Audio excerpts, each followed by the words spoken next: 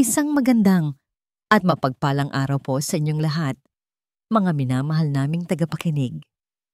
Muli, narito na naman ang inyong lingkod upang samahan kayo sa isang panibagong paglalakbay ng puso, isang kwentong susubok sa ating pananaw tungkol sa pag-ibig at sakripisyo. Sabi nila, ang tunay na pag-ibig ay hindi tumitingin sa panlabas na anyo, kundi sa kung ano ang isinisigaw ng puso. Pero paano kung ang mismong puso na yon ay kailangang pumirma sa isang kasunduang babago sa takbo ng iyong buong buhay?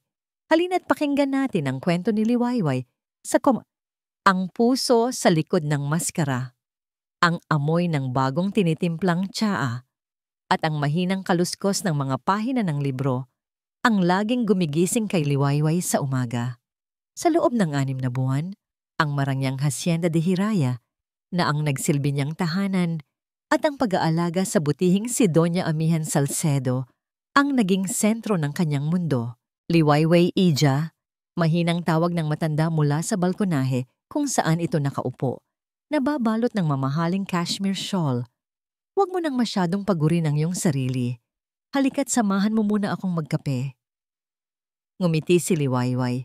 Isang nangiting hindi man umabot sa kanyang mga mata ay sapat na para magbigay ginhawa sa nakakakita. Sandali na lang po, senyora. Tinitiyak ko lang po na malinis ang lahat. Ang kabaitan ni Doña Amihan ay isang bagay na hindi inaasahan ni Liwayway. Sa mga kwento, ang mga mayayaman ay laging masungit at mapagmataas. Ngunit iba si Doña Amihan. Itinuring siya nitong parang sariling apo. Hindi isang kasambahay. Sa kabila ng lahat ng iyon, isang mabigat na pighati ang laging dumadagan sa kanyang puso. Biglang tumunog ang kanyang mumurahing cellphone mula sa bulsa ng kanyang uniforme. Ang pamilyar na tunog niyon ay nagdulot ng kaba sa kanyang dibdib. Tanging ang kanyang tiyahin mula sa probinsya ang tumatawag sa kanya sa mga ganitong oras. Sagutin mo yan, Ija. Baka importante. Sabi ni Doña Amihan na hindi inaalis ang tingin sa mga hardin ng hasyenda. Nagpaalam sandali si Liwayway at nagtungo sa isang sulok ng kusina. "Hello, tita," pabulong niyang sagot. Ang mga salitang narinig niya mula sa kabilang linya ay tila mga pako na isa-isang ibinabaon sa kanyang dibdib. Ang kanyang ina, si Aling Rosario, ay muling isinugod sa ospital. Inatake na naman ito ng hika at mas malala raw ngayon. Kailangan ng mas malaking halaga para sa mga gamot at pambayad sa ospital. Nanginig ang mga kamay ni Liwayway. "Oo po.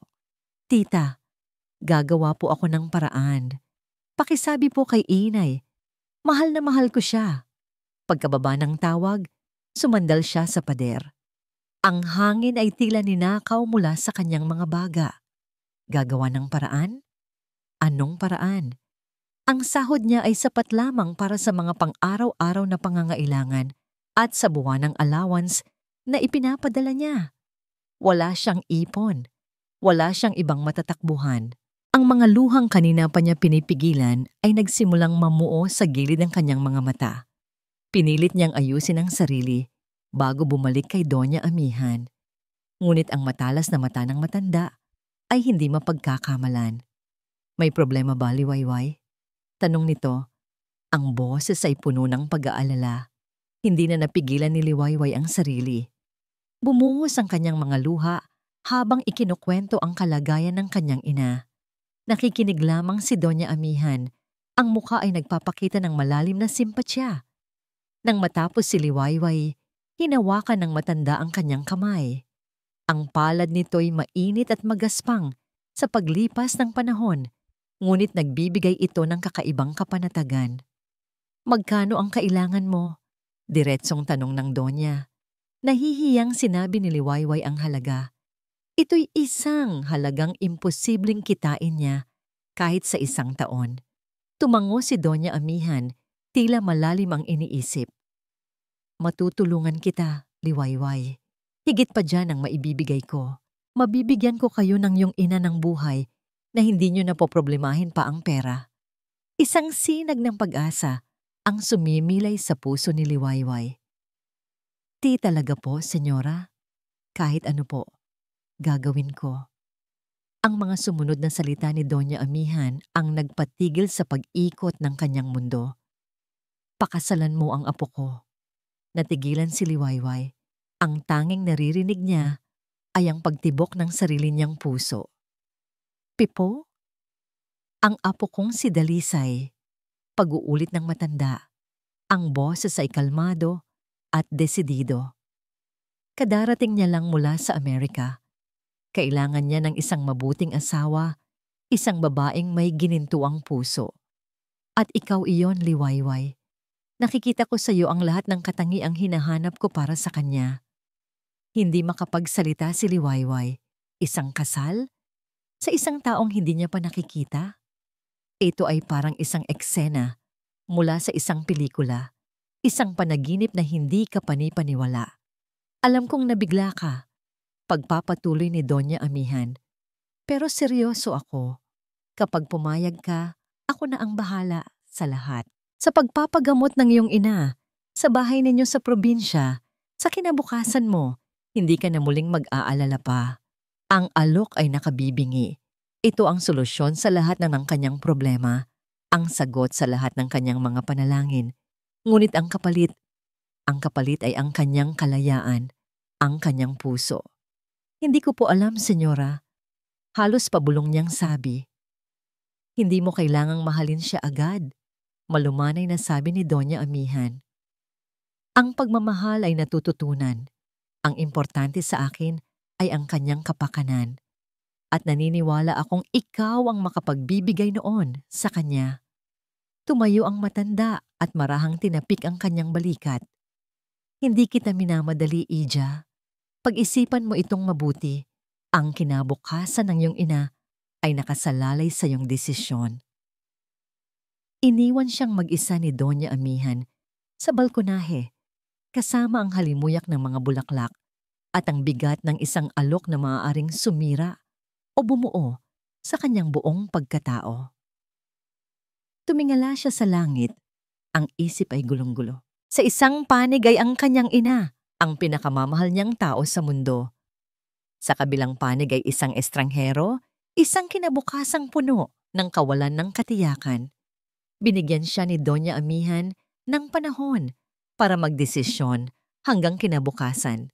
Isang gabi para piliin ang landas na tatahakin niya. Sa kabilang bahagi ng Marangyang Hacienda de Hiraya, sa loob ng isang aklatang amoy luma at mamahaling kahoy, ang katahimikan ay binasag ng isang boses na puno ng pinipigilang galit. Hindi ako makapaniwala, Lola. Isang kasal? At kanino? Sa isang kasambahay na hindi ko pa nga nakikita? Si Dalisay Salcedo, sa kanyang buong kisig at tikas, ay nakatayo sa harap ng kanyang lola. Ang kanyang mukha, na tila inukit ng isang dalubhasang iskultor, ay nababalot ng pagkasuklam. Ang mga mata niyang karaniwang kalmado ay nag-aalab ngayon sa pait. Hindi siya isang kasambahay lamang, Dalisay. Mahinahong tugon ni Doña Amihan. Hindi man lang nag-angat ng tingin mula sa pag-aayos ng mga bulaklak sa kanyang florera. Ang pangalan niya ay Liwayway at siya ay isang mabuting tao. Mabuti? Mapaklang tumawa si Dalisay. At iyon na ang basihan para itali ang buhay ko sa kanya. Lola, this is not the 1800s. Hindi niyo maaaring ayusin ang buhay ko na parang isang transaksyon. Hindi ito transaksyon, apo. Sa wakas ay tumingin sa kanya ang matanda, ang mga matay matalas at hindi matinag. Ito ay pag-asa. Pag-asang makahanap ka ng isang taong magmamahal sa iyo ng totoo. Ang salitang totoo ay tumama kay Dalisay na parang isang sampal. Biglang nag-iba ang anyo ng aklatan. Ang mga libro, ang mamahaling muebles ay naglaho at napalitan ng isang imahe mula sa kanyang nakaraan. Isang imaheng pilit niyang ibinabaon sa limot gabi-gabi. Nasa isang magarbong party siya. Ang mga ilaw ay nakasisilaw. Ang tawanan ay malakas. Nakatayo siya sa isang sulok, ngumingiti, Habang pinagmamasdan ang kanyang nobya at fiancé noon, si Marikit Valderrama, na nakikipag-usap sa mga kaibigan nito, hindi niya sinasadyang marinig ang pinag-uusapan nila. Of course, I don't love him. Sino ba namang matinong tao ang magmamahal sa isang lalaking mas mahal pa ang trabaho kaysa sa akin? Sabi ni Marikit na may halong tawa. Pero ang yaman ng mga Salcedo, I'd be a fool to let that go. Konting tiis lang, and all of this. Ikinumpas nito ang mga kamay sa buong silid, will be mine. Bawat salita ay isang punyal na tumusok sa kanyang puso. Bumalik si Dalisay sa kasalukuyan, ang kanyang paghinga ay mabigat. Ang mga kamao ay nakakuyom. Ang sakit ng pagkakanulong yon ay sariwa pa rin. Kumikirot pa rin na parang isang bukas na sugat. Pag-ibig. Halos isumpa niya ang salita. Huwag nating pag-usapan ang pag-ibig, Lola. Alam nating pareho na pera lang ang habol ng mga tao. Isang buntong hininga ang pinakawalan ni Doña Amihan, isang tunog ng pagkalungkot para sa kanyang apo. Hindi lahat ng tao ay tulad ni Marikit. Patunayan ninyo. Hamon ni Dalisay, isang ideya ang biglang pumasok sa kanyang isip. Isang ideyang kasing pait at kasing gulo ng kanyang kalooban. Sige, papayag ako sa kasal na ito. Sa isang kondisyon. Nag-angat ng kilay ang Donya. Gusto kong subukan ang babaeng ito. Pagpapatuloy ni Dalisay, ang kanyang boses ay malamig at walang emosyon. Hindi niya ako makikita bilang si Dalisay Salcedo, ang tagapagmamana.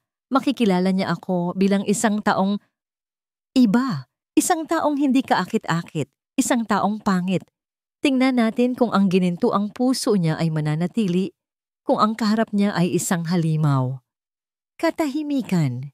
Tinitigan siya ni Doña Amihan. Sinusuri ang bawat sulok ng kanyang pagkatao. Nakita nito ang lalim ng sugat na iniwan ni Marikit. At sa huli, sa kabila ng pag-aalangan, isang marahang tango ang isinagot nito. Kinabukasan, habang si Liwayway ay nanginginig na tinatanggap ang alok ni Doña Amihan sa kabilang bahagi ng mansyon, si Dalisay naman ay nasa isang silid, napapaligiran ng mga professional na makeup artist. Umupo siya sa harap ng isang salamin habang ang mga ito ay nagsimulang magtrabaho. Ang malamig na latex ay inilapat sa kanyang perpektong balat. Ang mga peklat na gawa sa silicone ay maingat na idinikit sa kanyang mukha. Isang espesyal na kolorete ang nagbigay sa kanyang kutis ng isang hindi malusog na anyo. Bawat pagbabago sa salamin ay tila nagpapatibay sa pader na itinatayo niya sa paligid ng kanyang puso. Ito ang kanyang sandata. Ito ang kanyang maskara. Sa likod nito, maaari siyang maging sinuman. Sa likod nito, hindi na siya muling masasaktan. Ilang oras ang lumipas at ang lalaking tumitig pabalik sa kanya mula sa salamin ay isang estranghero. Isang estrangherong may malungkot at mapanganib na mga mata. "Handa na ang lahat, sir," sabi ng isa sa mga artist. Tumayo si Dalisay. Hindi na siya si Dalisay, ang milyonaryong tagapagmana. Siya na ngayon ang pagsubok. Siya ang magiging anino na susubok sa liwanag ni Liwayway. Pinagmasdan niya ang kanyang refleksyon sa huling pagkakataon. Isang malamig na ngisi ang gumuhit sa kanyang mga labi. "Tingnan natin kung hanggang saan ang kabutihan mo," bulong niya sa sarili. Samantala, sa pribadong daungan ng Hacienda de Hiraya, isang yate ang naghihintay. Dahan-dahang umakyat si Liwayway sa hagdanan nito, dala ang isang maliit na bag at ang isang pusong sinasakmal ng kaba. Hindi niya alam kung ano o sino ang naghihintay sa kanya sa Isla Calinaw. Ang tanging alam niya ay ang pangako ni Doña Amihan, isang pangakong katumbas ng kaligtasan ng kanyang ina. Habang marahang umaandar ang yate palayo sa Pampang, pinanood ni Liwayway ang unti-unting pagliit ng Hacienda de Hiraya. Ang bawat alon na humahampas sa gilid ng yate ay tila isang paalala ng malaking desisyong kanyang ginawa. Ipinikit niya ang kanyang mga mata at huminga ng malalim. Hinahayaan ang alat ng hangin na punuin ang kanyang mga baga. Para kay Inay, paulit-ulit niyang sinasabi sa kanyang isipan, kahit ano, para kay Inay. Ang biyahe ay tila walang katapusan.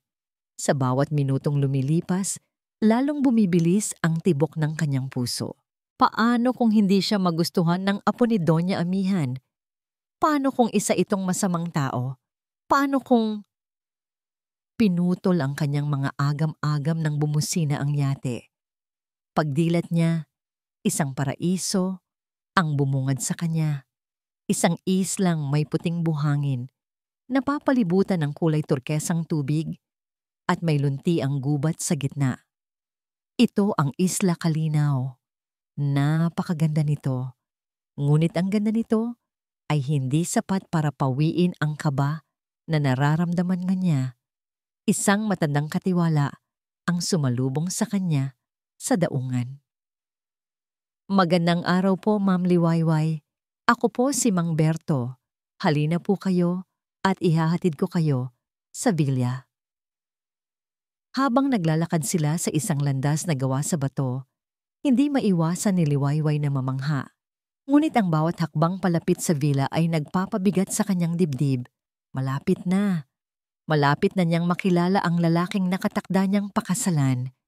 Ang villa ay simple, ngunit elegante, gawa sa kahoy at salamin, na may perpektong tanawin ng karagatan. Pagpasok nila, agad na hinanap ng kanyang mga mata ang kanyang mapapangasawa. Ngunit wala siyang nakita, kundi si Mang Berto. Nariyan po sa may hardin si Senyorito Dalisay. Hinihintay na po kayo, sabi ni Mang Berto bago magalang na umalis. Naiwan si Liwayway na mag-isa. Nanginginig ang kanyang mga tuhod habang dahan-dahan siyang lumalakad patungo sa salaming pinto na nakabukas papunta sa hardin. Naririnig niya ang mga alon. Nararamdaman niya ang malamig na simoy ng hangin. At pagkatapos, nakita niya siya. Nakatayo doon ang isang lalaki, nakatalikod sa kanya, nakatingin sa dagat. Mula sa likod, mukha itong matipuno. Ngunit nang marinig nito ang kanyang mga yapak at dahan-dahang humarap, napahinto sa pagtibok ang puso ni Liwayway. Ito ba? Ito ba ang apo ni Doña Amihan? Ang lalaking kaharap niya ay nakakatakot. Ang kalahati ng mukha nito ay nababalot ng isang malaki at magaspang na peklat. Ang kanyang tindig ay bahagyang kuba at ang paraan ng kanyang paglakad, palapit, ay may kaunting pagkandirit. Ngunit ang pinakanakakakilabot sa lahat ay ang mga mata niya. Malamig, mapanuri at walang kabuhay-buhay. Ang imahe ng isang makisig na prinsipe na lihim niyang inakala ay biglang naglaho, napalitan ng isang halimaw mula sa isang madilim na panaginip. Napatigil sa paghinga si Liwayway. Ang kagandahan ng Isla Calinaw ay biglang naglaho, napalitan ng isang nakabibinging katahimikan. Ang lalaking nasa harap niya ngayon ang siyang sumisira sa perpektong tanawin. Bawat hibla ng kanyang katawan ay sumisigaw na tumakbo. Nalisanin ang islang iyon at wag nang lumingon pa. Ngunit ang kanyang mga paa ay tila nakapako sa kinatatayuan, nakatanim sa lupa sa purong pagkabigla. Kaya pala, isang magaspang na boses ang bumasag sa katahimikan. Ang boses ni Dalisay ay malalim at may bahid ng panunuya. Nagpadala na pala ang lola ko ng bagong laruan. Lumakad ito palapit. Ang bawat hakbang na may kasamang bahagyang pagkandirit ay nagdulot ng pangingilabot kay Liwayway. Hindi ito ang inaasahan niya. Ang lahat ng naiisip niyang posibleng itsura ng apo ni Doña Amihan ay malayong malayo sa taong nasa harap niya. Ang peklat sa mukha nito ay tila may sariling buhay, kumukurba sa tuwing nagsasalita ito na nagbibigay diin sa bagsik ng kanyang mga mata. Ikaw po si Senyorito Dalisay? Nanginginig ang boses na tanong ni Liwayway, pilit na pinapakalma ang sarili. Isang mapait na tawa ang kumawala mula sa lalaki. Ako nga. Bakit? Nadismaya ka ba? Siguro Ang inaasahan mo ay isang prinsipe, no? Pasensya na. Pero ito ang nakuha mo. Itinuro niya ang sariling mukha. Isang halimaw. Ang salitang yon, halimaw, ay umalingaw-ngaw sa isip ni Liwayway. Nakaramdam siya ng awa, ngunit agad itong natabunan ng takot nang makita niya ang galit sa mga mata nito. Pumasok ito sa loob ng villa at walang magawa si Liwayway kundi sumunod. Inilapag niya ang kanyang bag sa isang tabi. Ang loob ng villa ay malinis at maaliwalas, isang malaking kontradiksyon sa madilim na presensya ng amo nito. Nakatayo sa gitna ng sala, ang isang mesang nakahanda para sa dalawa. Ang mga pagkain ay mukhang masasarap at mamahalin. Ngunit nang umupo si Dalisay, ang buong eksena ay naging isang bangungot. "Ano pang tinitingin-tingin mo dyan?" Sigaw niya kay Liwayway. "Gutom na ako. Pagsilbihan mo ako." Nagmamadaling lumapit si Liwayway. Kumuha siya ng plato at sinimulang lagyan ito ng pagkain. Nanginginig ang kanyang mga kamay. Bawat galaw niya ay tila binabantayan ng mga matang mapanuri. Nang iaabot na niya ang plato, sinadya ni Dalisay na ibangga ang siko nito sa mesa. Crash! Ang plato ay bumagsak sa sahig, kasama ang lahat ng laman nito. Kumalat ang kanin at ulam sa mamahaling sahig na gawa sa kahoy. Napasinghap si Liwayway sa gulat. "Ano ba? Tanga ka ba?" Bulyaw ni Dalisay, tumatayo. "Hindi ka ba marunong magsilbi? O baka naman sanay ka lang mag-utos sa inyo?" "Papasensya na po." Halos pabulong na, sabi ni Liwayway. Ang mga luha ay nagbabadyang tumulo. Yumuko siya para simulan ang pagpulot sa mga bubog at kalat. "Hayaan mo na yan," sabi ni Dalisay. "Kumuha ka ng panibago at bilisan mo." Ang kabaitan, ang pag-asang dala-dala niya papunta sa islang yon ay unti-unting dinudurog. Ito ang lalaking kailangan niyang pakasalan. Isang lalaking malupit, walang modo, at tila nasisiyahan sa pagpapahirap sa kanya. Tahimik siyang sumunod. Habang naghahanda siya ng bagong plato sa kusina, naririnig niya ang mga bulong ni Dalisay mula sa sala. "Pera. Pera lang naman ang habol ninyong lahat. Mga mukhang pera." Bawat salita ay tumatagos sa kanyang puso. Hindi ito totoo. Gusto niyang isigaw. "Ginagawa ko ito para sa nanay ko." Ngunit alam niyang walang saysay. Ang lalaking ito ay hindi makikinig. Nakabuo na ito ng sariling hatol sa kanya. Pagbalik niya, inilapag niya ang pagkain ng may lubos na pag-iingat. Hindi na siya tiningnan ni Dalisay. Kumain ito nang walang anumang pinungkilos na parang isang hayop na ginugutom. Habang kumakain, patuloy ito sa pagbibitiw ng masasakit na salita. "Sabihin mo nga sa akin," anya, puno ang bibig. "Magkano ang ibinayad sa iyo ni Lola para pakasalan ako? Sapat ba para bilhin ang buong pagkatao mo?" Hindi sumagot si Liwayway. Tumingin lang siya sa sahig. Pinipigilan ang sarili na huwag masaktan. Ang dignidad na lamang niya ang natitira sa kanya. Nang matapos kumain, itinulak ni Dalisay ang upuan at tumayo. Lumapit ito sa kanya, napakalapit na kaya niyang amuyin ang alak sa hininga nito. Tinitigan siya nito mula ulo hanggang paa. "Hindi ko alam kung anong nakita sa'yo ni Lola," sabi nito. Ang boses ay puno ng pagkasuklam. "Pero isa lang ang sasabihin ko sa'yo. Ang buhay mo sa islang ito ay magiging isang impyerno." Pagkasabi niyon, tinalikuran siya nito at naglakad patungo sa kwarto nito. Iniiwan siyang nakatayo sa gitna ng sala, napapaligiran ng katahimikan at ng basag na plato sa sahig. Isang perpektong simbolo ng kanyang nadudurog na puso. Nang sigurado na siyang hindi na ito babalik, doon na siya napaluhod. Walang tunog na humagulgol, ang mga balikat ay nanginginig. Ang pag-asang inipon niya ay naglahong parang bula. Ito na ba ang kanyang kapalaran? Ang maging asawa ng isang halimaw? Ngunit sa gitna ng kanyang pagluha, isang imahe ang pumasok sa kanyang isip. Ang mukha ng kanyang ina, mahina, nahihirapan, ngunit laging nakangiti para sa kanya. Pinunasan ni Liwayway ang kanyang mga luha. Tumayo siya. May determinasyon sa kanyang mga mata na wala doon kanina. Maaring halimaw ang lalaking iyon, ngunit hindi siya susuko. Kakayanin niya ito. Para sa kanyang ina, titiisin niya ang lahat. Kinagabihan, bago matulog, isang katok ang narinig niya sa kanyang pinto. Si Dalisay iyon. Bukas ng umaga, malamig na sabi nito mula sa labas. Isang bangka ang maghihintay sa'yo sa daungan. Kung hindi mo kayang tiisin ang pagmumukhang ito, malaya ka nang umalis. Hindi na nito hinintay ang kanyang sagot.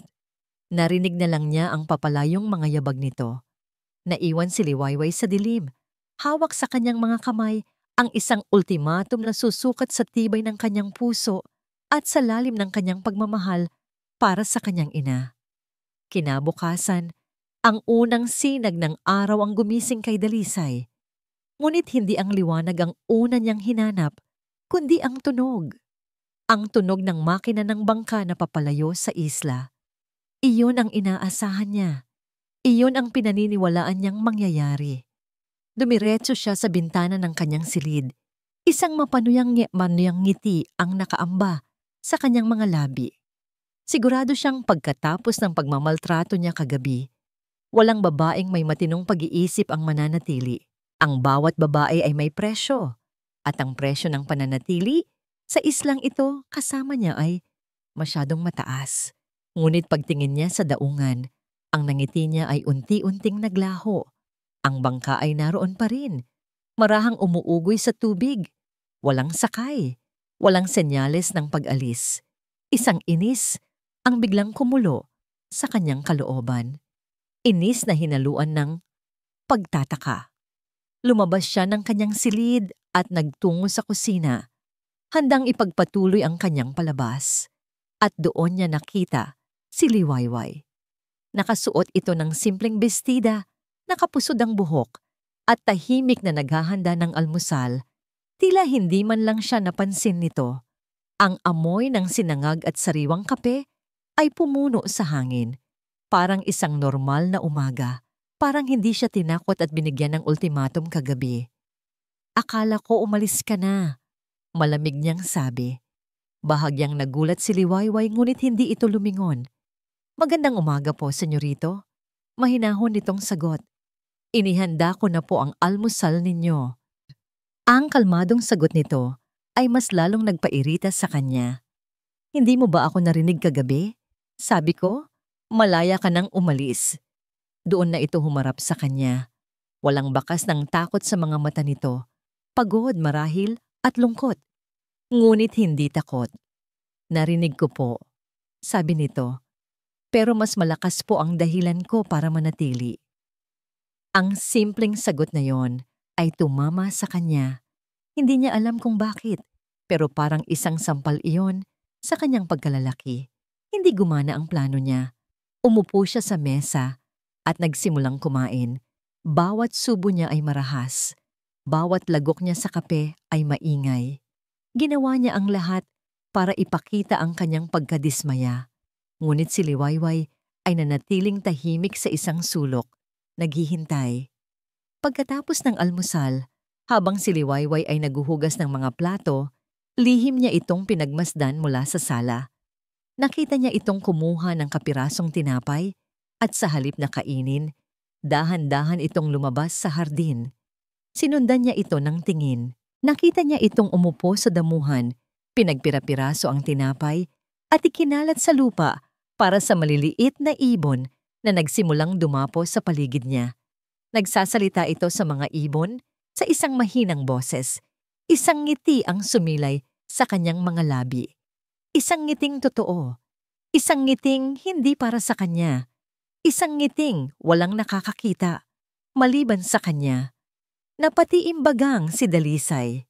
Isang palabas. Sabi ng isang bahagi ng kanyang isip.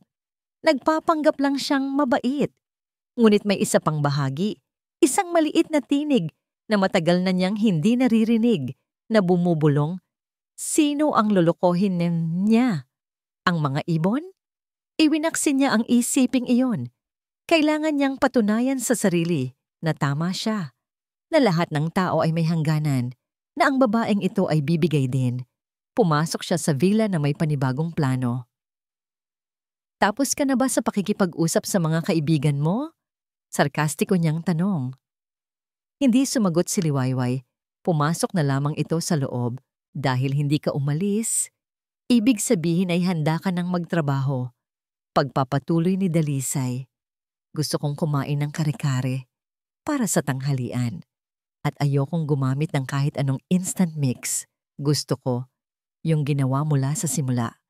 Mula sa pagpapalambot ng baka hanggang sa paggiling ng bigas para sa sarsa. Ito ay isang absurdong utos. Ang pagluluto ng kare-kare mula sa simula ay nangangailangan ng maraming oras at pagod. Ngunit sa halip na magreklamo, tumango lamang si Liwayway. Masusunod po, senyorito. Sa buong umaga, pinanood ni Dalisay si Liwayway mula sa malayo. Nakita niya ang hirap nito sa pagpapalambot ng karne. Nakita niya ang pagtitiyaga nito sa paghahalo ng makapal na sarsa ng mani. Bawat patak ng pawis sa noo nito, bawat pagod sa mga braso nito, ay nakikita niya. Inaasahan niyang susuko ito, inaasahan niyang magdadabog ito, at isusumpa siya. Ngunit wala. Ang tanging naririnig niya ay ang tunog ng mga kasangkapan sa kusina at ang paminsan-minsang malalim na paghinga nito. Nang ihain nito ang tanghalian, amoy pa lang ay tagumpay na. Ngunit hindi yun ipapahalata ni Dalisay. Bakit parang matabang? Reklamo niya pagkatapos ng unang subo kahit na ang totoo ay perpekto ang timpla nito. Kulang sa bagoong. Mayroon po sa tabi, senyorito. Mahinahon nitong sagot. Itinuturo ang maliit na lalagyan. Hindi na siya muling nagsalita. Tahimik niyang inubos ang pagkain at sa bawat subo, isang piraso ng kanyang galit ang tila natutunaw. Napapalitan ng isang damdaming hindi niya mapangalanan. Hindi pa siya nakontento. Pagkatapos ng tanghalian, binigyan niya ito ng panibagong gawain. Madumi ang mga salamin sa bintana. Linisin mo. Lahat. Ang mga bintana ng villa ay mula sahig hanggang kisame. Mangangailangan ito ng hagdan. Ngunit gaya ng dati, tumango lang si Liwayway at nagsimulang magtrabaho. Habang naglilinis ito ng pinakamataas na bahagi ng bintana, nakatuntong sa isang maliit na upuan, doon nangyari ang isang aksidente. Nadulas ang paa nito sa upuan. Aray! Isang mahinang sigaw ang narinig ni Dalisay. Sa isang iglap, nawala ang lahat ng pagkukunwari. Ang katawan niya ay kumilos ng kusa. Tumakbo siya palapit, handang saluhin ito. Ngunit bago pa siya makarating, bumagsak na si Liwayway sa sahig. Napatigil si Dalisay sa kalagitnaan ng kanyang pagtakbo. Nakita niya itong dahan-dahang umupo. Hawak ang kanyang tuhod na ngayon ay may gasgas at bahagyang dumudugo. Ang instinct niya ay lumuhod at tulungan ito. Ngunit ang maskara niya, ang karakter na kanyang nilikha, ay pumigil sa kanya. Tanga-tanga. Iyon na lang ang lumabas sa bibig niya. Ang boses ay mas marahas kaysa sa kanyang intensyon. Hindi ka ba marunong mag-ingat? Nag-angat ng tingin si Liwayway. Ang mga mata ay may bahid ng sakit at gulat sa kanyang mga salita. Ngunit mabilis itong nawala. Papasensya na po. Ayos lang po ako. Pinilit nitong tumayo. Bahagyang napapangiwi sa sakit. Pinanood lang siya ni Dalisay. Ang mga kamao ay nakakuyom sa kanyang tagiliran. Gusto niyang bawiin ang kanyang sinabi. Gusto niyang tanungin kung ayos lang ba talaga ito. Pero hindi niya magawa. Naglakad siya palayo, pabalik sa kanyang silid. Iniwan itong mag-isang tinitiis ang sakit. Kinagabihan, hindi mapakali si Dalisay.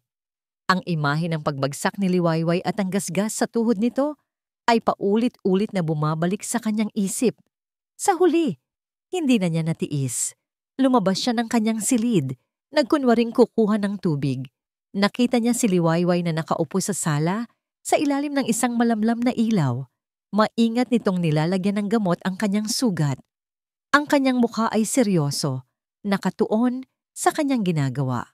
Sa sandaling iyon, hindi siya isang kasambahay na sinusubukan. Isa lang siyang babaeng nasaktan. Hindi niya namalaya na nakatitig na pala siya rito. Naramdaman siguro ni Liwayway ang kanyang presensya, kaya ito nag-angat ng tingin. Nagtama ang kanilang mga mata. Sa halip na umiwas, nanatili ang tingin nito sa kanya. Dahan-dahang ibinaba ni Liwayway ang tingin mula sa kanyang mga mata patungo sa malaking peklat sa kanyang mukha. Tinitigan niya ito, hindi nang may pandidiri o takot, kundi may kakaibang pag-unawa. Pagkatapos, sa isang boses na halos pabulong, nagtanong ito. Isang tanong na bumasag sa lahat ng pader na itinayo ni Dalisay. Masakit po ba yan? Hindi ang sugat nito ang tinutukoy niya. Ang tinutukoy niya ay ang peklat sa kanyang mukha. Ang peklat na simbolo ng kanyang kapangitan. Ang peklat na ginagamit niyang sandata. Sa unang pagkakataon, natigilan si Dalisay. Walang salitang lumabas sa kanyang bibig. Ang tanong ay lumabas sa bibig ni Liwayway bago pa man niya ito mapigilan. Masakit po ba yan? Ang tinutukoy niya ay ang peklat na bumabalot sa kalahati ng mukha ni Dalisay. Sa ilalim ng malamlam na ilaw ng sala, ang peklat ay tila aninong may sariling buhay. Sa unang pagkakataon, hindi niya ito tiningnan ng may takot o pandidiri, kundi ng may purong kuryosidad at pag-aalala. Natigilan si Dalisay. Ang pagiging arogante nito ay biglang naglaho, napalitan ng pagkabigla na hindi nito naitago. Ang mga mata niyang laging matalas ay bahagyang nanlaki. Para siyang isang sundalong biglang inalisan ng baluti sa gitna ng laban. Ilang segundo silang nagkatitigan sa katahimikan. Isang katahimikang mas maingay pa kaysa sa mga sigaw nito. Pagkatapos, walang anumang salita. Mabilis itong tumalikod at naglakad pabalik sa kanyang silid. Ang pinto ay marahas na isinara. Naiwan si Liwayway na tulala. Pinagalitan niya ang sarili. Bakit niya itinanong yon? Marahil ay nasaktan niya ito.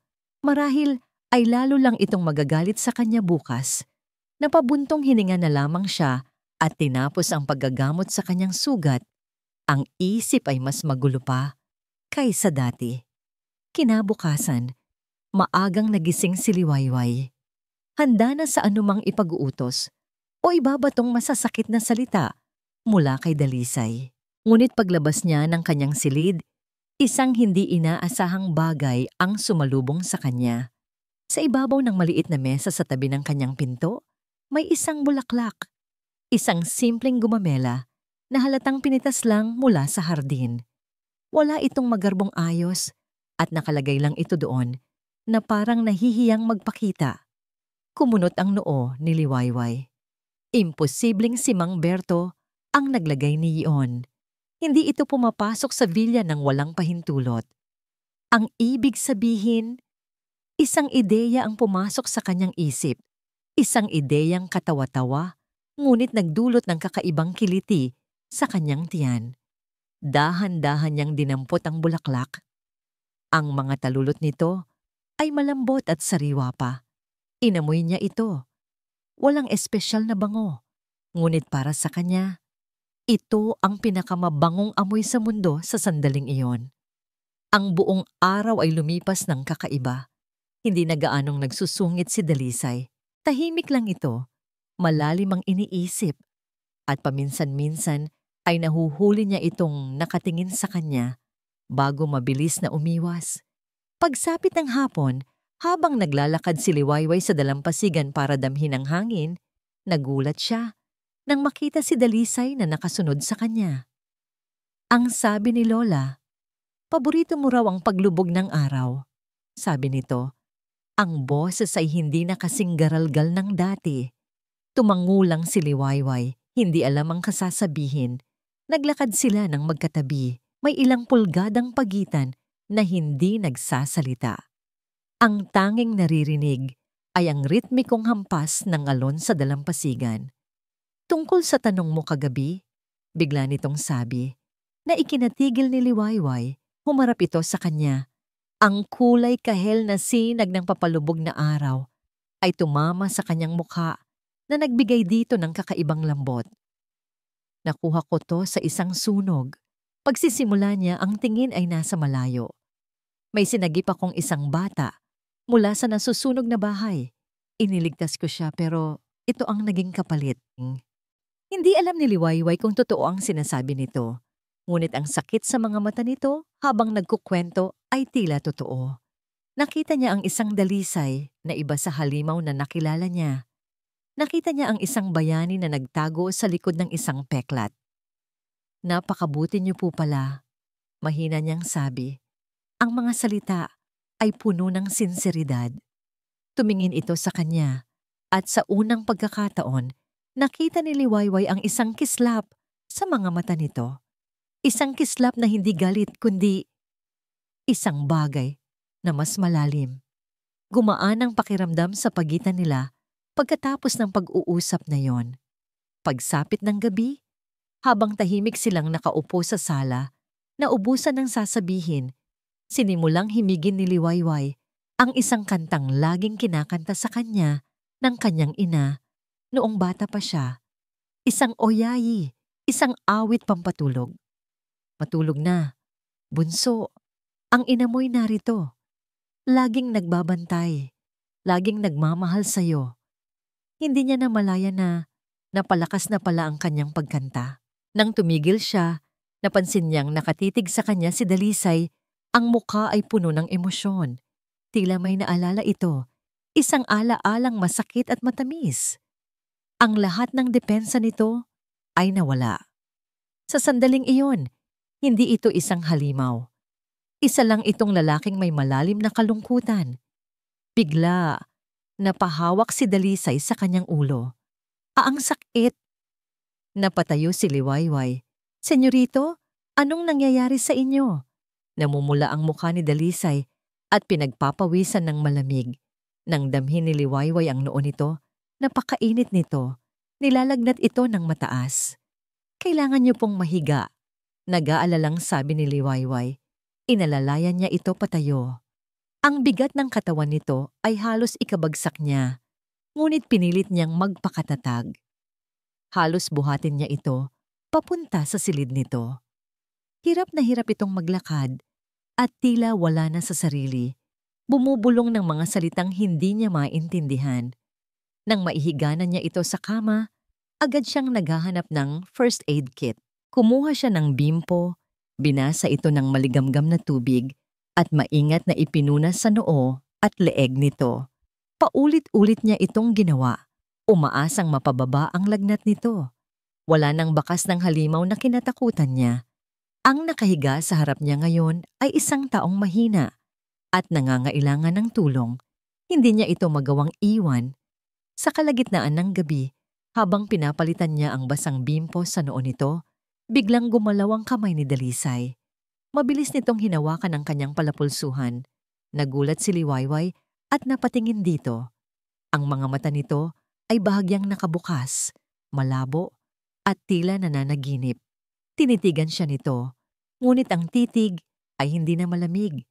Ito'y malambot at puno ng isang emosyong hindi pa niya nakikita rito. At sa isang boses na napakalinis at malayo sa magaspang na boses na kinasanayan niya, isang boses na puno ng kalungkutan at pangungulila. Bumulong ito. Liwayway, hindi babae, hindi laruan, hindi tanga. Ang pangalan niya, binigkas nito ang pangalan niya sa paraang napakatamis at napakalungkot na para bang matagal na niya itong gustong sabihin. At sa sandaling iyon, sa gitna ng pag-aalala, naramdaman ni Liwayway ang isang bagay na hindi niya dapat maramdaman. Kilig. Isang di maipaliwanag na kilig para sa halimaw ng Isla Kalinaw. Ang unang bumalik kay Dalisay ay ang pakiramdam. Isang malamig at mamasa-masang bagay sa kanyang noo. Pagkatapos ay ang amoy. Isang mahinang amoy ng sabon at ng gamot na ipinapahid. At sa huli, ang tunog, isang napakahinang paghinga, malapit sa kanya. Dahan-dahan niyang iminulat ang kanyang mga mata. Malabo ang lahat sa simula. Ang kisame ng kanyang silid ay umikot ng bahagya. Ang lagnat. Naalala niya ang biglaang pagkirot ng kanyang ulo, ang panghihina ng kanyang katawan. Iginilid niya ang kanyang tingin. At doon, sa tabi ng kanyang kama, nakita niya ito. Si Liwayway. Nakatulog ito sa isang upuan. Ang ulo ay nakasandal sa gilid ng kama. Isang braso ay nakapatong malapit sa kanyang unan. Ang mukha nito ay payapa sa pagkakatulog. Ngunit kahit doon ay bakas ang pagod. May isang maliit na palanggana ng tubig sa sahig sa tabi nito. At ang bimpo na nasa kanyang noo ay halatang kalalagay lang. Nanatili siyang nakatitig dito. Magdamag. Nag-aalaga sa kakanya. Sa kanya na walang ibang ginawa kundi saktan at maliitin ito. Isang alaala ang biglang pumasok sa kanyang isip. Si Marikit. Minsan, nilagnat din siya ng ganito noong sila pa. Ang ginawa nito? Tinawagan ng doktor ng pamilya, nag-utos sa kasambahay na magdala ng pagkain at pagkatapos ay umalis para makipagkita sa mga kaibigan nito dahil ayaw niyang mahawa. Ngunit si Liwayway, nanatili ito. Sa sandaling iyon, ang lahat ng pader na itinayo ni Dalisay sa paligid ng kanyang puso, ang pader na gawa sa pait, pagdududa at sakit ng nakaraan, ay gumuho. Isang malakas na puwersa, isang damdaming mas malakas pa sa kanyang galit, ang bumuhos at umapaw sa kanyang kalooban. Hindi ito awa, hindi ito pasasalamat. Ito ay pag-ibig. Sa unang pagkakataon, sa loob ng maraming taon, naramdaman niya ito muli. Ngunit iba ngayon. Ang pag-ibig na ito ay hindi maingay o magarbo. Ito ay tahimik, dalisay, at totoo. Isang pag-ibig na ipinanganak mula sa kabutihang hindi humihingi ng kapalit. Minahal niya ang babaeng ito. Ang babaeng nasa harap niya na natutulog dahil sa pagod sa pag-aalaga sa kanya. Minahal niya ang tapang nito, ang kabutihan nito, ang liwanag nito na hindi napundi kahit anong dilim ang ibato niya. Kasabay ng pag-ibig ay ang pagdating ng konsensya. Isang matinding konsensya na parang mga karayom na tumusok sa kanyang dibdib. Isang kasinungalingan ang lahat ng ito. Ang kanyang mukha, ang kanyang pagkatao, ang buong sitwasyon. Niloloko niya ang nag-iisang taong nagpakita sa kanya ng tunay na pagmamalasakit. Ang maskarang suot niya ay biglang parang naging mas mabigat. Isang kasinungalingang dumadagan hindi lang sa kanyang mukha, kundi sa kanyang buong kaluluwa. Hindi na niya ito kayang ituloy. Hindi na niya kayang saktan pa si Liwayway. Kailangan nitong malaman ang totoo at kailangan niyang harapin ang anumang kahihinatnan niyon. Dahan-dahan siyang bumangon, maingat na hindi ito magising. Kinuha niya ang kumot at marahang ikinumot dito. Pagkatapos, kinuha niya ang kanyang cellphone at lumabas sa balkonahe. Isang tawag lang ang kailangan niyang gawin. Lola, sabi niya nang sagutin ito sa kabilang linya. Ang kanyang boses ay mahina, ngunit desidido. Dalisay, apo? Kumusta ka na? Kumusta ang... Tapos na po, Lola. Putol niya rito.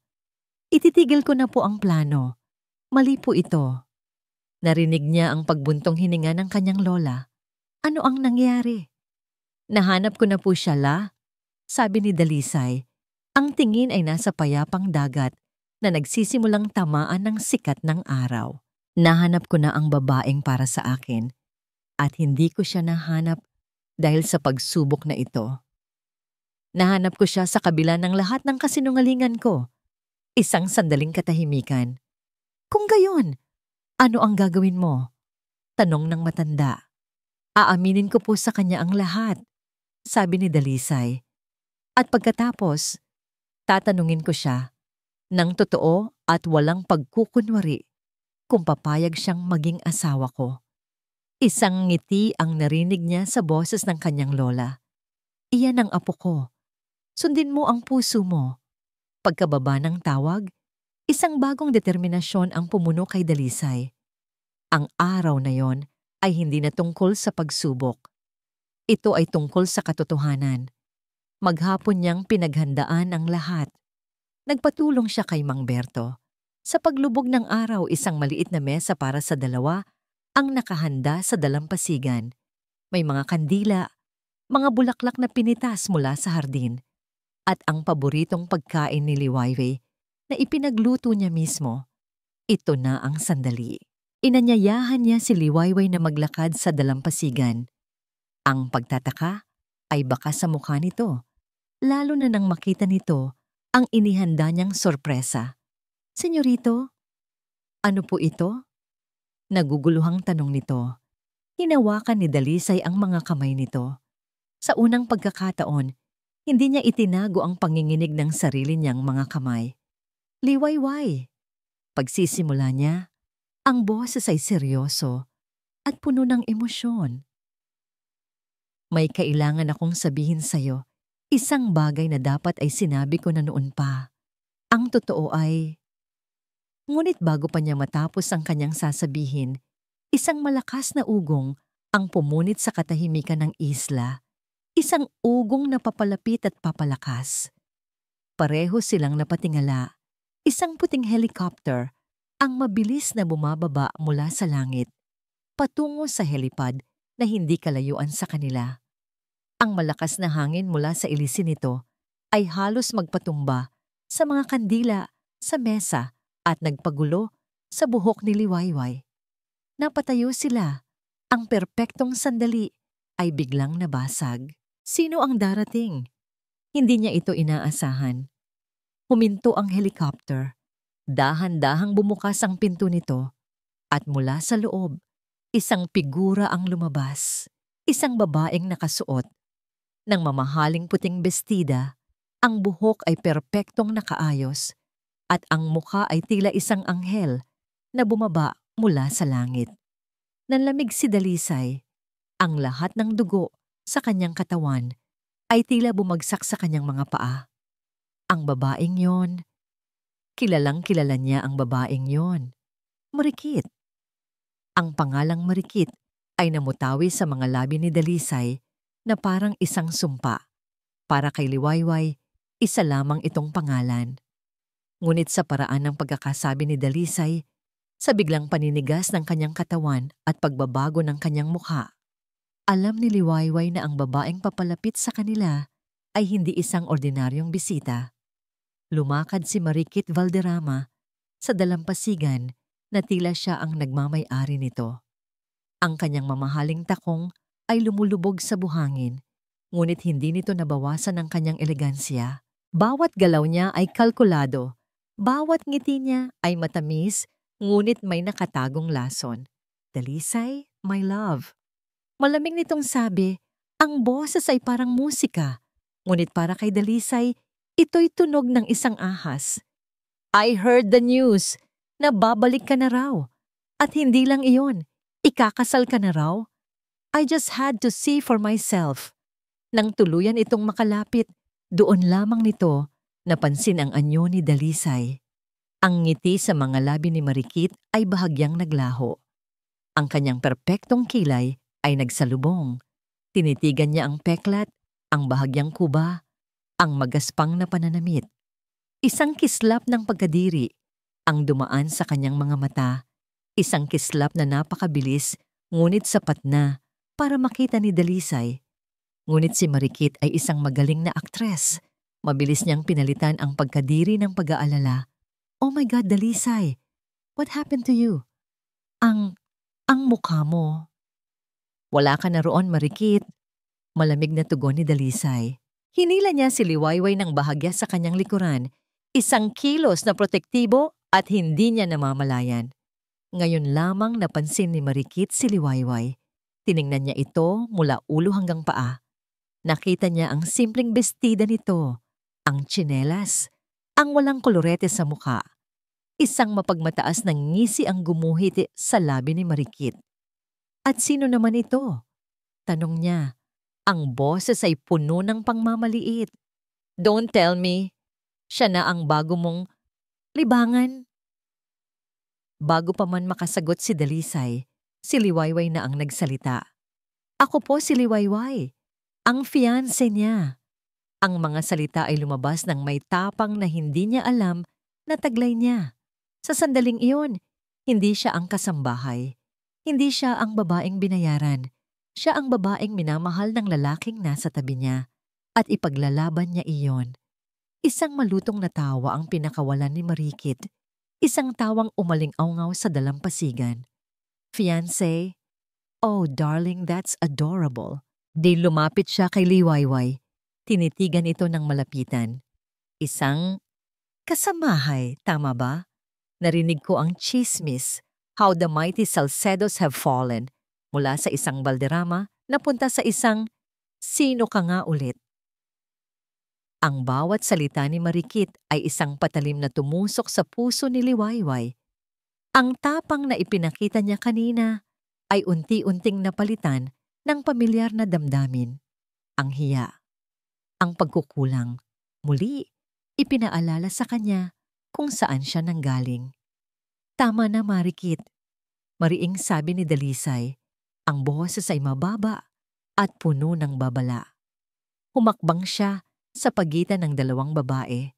Nagsisilbing pader sa pagitan ni Liwayway at ng lason ni Marikit. Umalis ka na. Hindi ka imbitado rito. Umalis? Nagkunwaring nasasaktan si Marikit. Pero kararating ko lang. At saka, Dalisay, kailangan nating mag-usap. Marami tayong dapat pag-usapan. Tungkol sa atin. Idiniin niya ang huling salita. Sinisiguradong maririnig ito ni Liwayway. Para kay Liwayway, ang salitang atin ay isang bombang sumabog sa kanyang harapan. Mayroon pa lang sila, isip niya. Ang kwento ni Dalisay tungkol sa sunog, ang kabaitan nito nitong mga nakaraang araw, biglang nagkaroon ng anino ng pagdududa ang lahat ng iyon. Ito ba ang babae sa nakaraan niya? Ang babaeng nanakit sa kanya? Walang tayo, Marikit. Matagal nang tapos yon. Giit ni Dalisay. Talaga ba?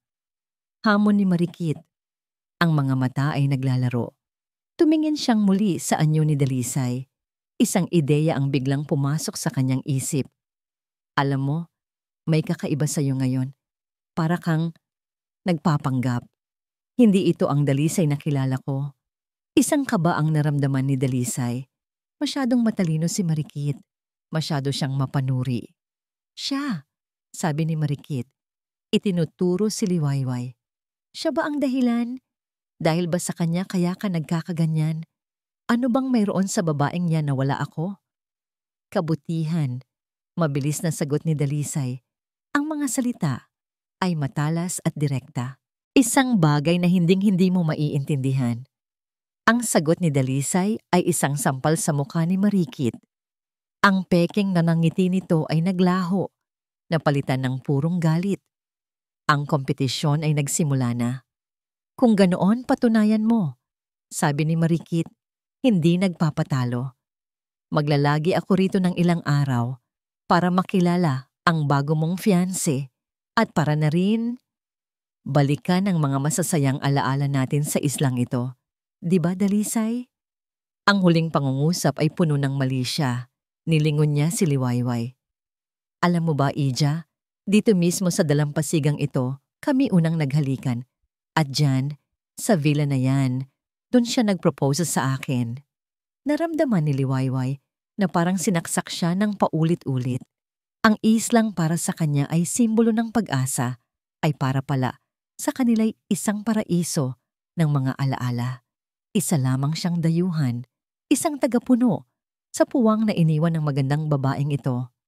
Tama na, sigaw ni Dalisay. Hindi na napigilan ng galit. Mang Berto, tawag niya. Ihatid mo si Miss Valderrama sa guest house at siguraduhin mong hindi siya makakalapit sa main villa. Isang matamis na ngiti ang isinukli ni Marikit. Panalo siya sa unang yugto.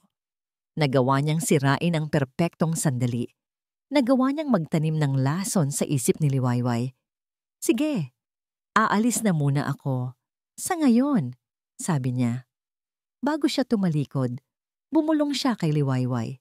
Sapat lang para marinig nito. Mag-ingat ka ha. Sa islang ito, hindi lahat ng nakikita mo ay totoo. Habang naglalakad si Marikit palayo, kasama si Mang Berto, naiwan sina Dalisay at Liwayway sa dalampasigan. Ang romantikong hapunan ay nakalimutan na. Ang mga kandila ay namatay na. Ang init ng pagmamahal ay napalitan ng lamig ng pagdududa. Hinarap ni Dalisay si Liwayway, gustong magpaliwanag. Liwayway, huwag kang maniwala sa kanya. Ngunit umiling si Liwayway, hindi makatingin ng diretso sa kanya. Ang tiwalang unti-unti niyang ibinibigay ay biglang nagkaroon ng lamat. May nakaraan po pala kayo, mahina niyang sabi. Isang nakaraan na hindi niyo man lang nabanggit sa akin. Tinalikuran niya si Dalisay at nagsimulang maglakad pabalik sa villa. Iniwan itong mag-isa sa papalubog na araw. Ang tanong na iniwan ni Marikit ay umalingaw-ngaw sa isip ni Liwayway. Hindi lahat ng nakikita mo ay totoo. Ang mga sumunod na araw sa Isla Kalinaw ay naging isang larangan ng digmaan, isang tahimik, ngunit brutal na digmaan ng mga titig, pahiwatig at nakatagong kahulugan. Si Marikit, kahit na nasa guest house, ay nagawang ipalaganap ang kanyang lason sa bawat sulok ng isla. Pinilit ni Dalisay na ipaliwanag ang lahat kay Liwayway, ngunit ang lamat ay naroon na. Paano niya ipapaliwanag ang isang nakaraang puno ng sakit nang hindi isinisiwalat ang kasalukuyan niyang kasinungalingan? Bawat salitang lumalabas sa bibig niya ay tila kulang, tila may itinatago na mas lalo lamang nagpalalim sa pagdududa ni Liwayway. Isang umaga, sinadya ni Marikit na iwan ang kanyang purse sa sala ng main villa. Alam niyang hindi ito mapipigilan ni Dalisay sa pagpasok dahil gagamitin niya ang dahilan na hinahanap lang ang kanyang hikaw. Ngunit ang lahat ay bahagi ng kanyang plano. Habang naglilinis si Liwayway, napansin niya ang mamahaling pitaka sa ibabaw ng coffee table. Bubuksan niya sana ito para hanapin ang pagkakakilanlan ng may-ari kahit alam na niyang kay Marikit iyon nang aksidenteng bumagsak ito sa sahig. Kumalat ang laman nito. Habang pinupulot niya ang mga lipstick at credit card, isang bagay ang pumukaw sa kanyang atensyon. Isang litrato. Isang litratong nakatupi sa isang sulok. Kinuha niya ito. Ang nasa litrato ay si Marikit, nakangiti at masaya. Katabi nito ang isang lalaki. Isang lalaking napakakisig, may perpektong nangiti at mga matang puno ng buhay. Ngunit hindi ang kakisigan nito ang gumulat kay Liwayway. Ang istruktura ng mukha, ang hugis ng mga mata, ang paraan ng pagngiti. Kung aalisin mo ang peklat, ang kuba, ang pait sa mga mata. Ang lalaking nasa litrato ay si Dalisay. Nabitawan ni Liwayway ang litrato na para siyang napaso. Ang puso niya ay nagsimulang tumibok ng napakabilis. Ano ito? Sino ang lalaking ito? Bakit kamukhang kamukha niya si Dalisay? Oh, there you are! Biglang pumasok si Marikit sa sala. Ang boses ay puno ng pekeng pagkagulat. Nakita niya ang litrato sa sahig, sa tabi ng mga kamay ni Liwayway. Ayan pala ang paborito kong litrato, sabi ni Marikit. Dinampot ito. Hindi ba't ang gwapo niya? Ito si Dalisay, ang totoong Dalisay. Idiniin niya ang salitang totoo. Habang tinititigan si Liwayway, sinusukat ang reaksyon nito. Pasensya na mahal, pagpapatuloy ni Marikit. Ang boses ay naging malambing na parang lason. Nakalimutan kong sabihin, matapos ang aksidente niya, nagbago ang lahat. Pati ang itsura niya. Sayang. No?